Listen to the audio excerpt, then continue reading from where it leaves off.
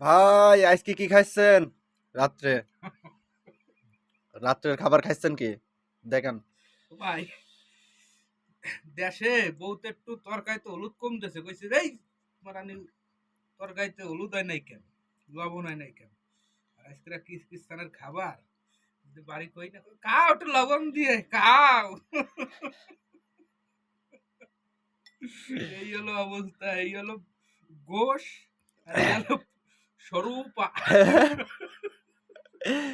তো স্বরূপ তো হয়তোবা আপনারা স্বরূপা মানে বুঝতে পারছেন না। স্বরূপ মানে এই যে ঝোলটা দেখছেন না? এই ঝোলের নাম হলো স্বরূপা। আর আলু দেখেন, দেখেন আস্ত আলু বুঝলেন? কোনো ঝাল নাই, কোনো নুন নাই, কোনো তেল নাই।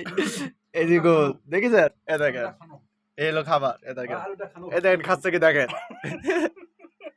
সত্যি আলুটা খানো। এ দেখেন।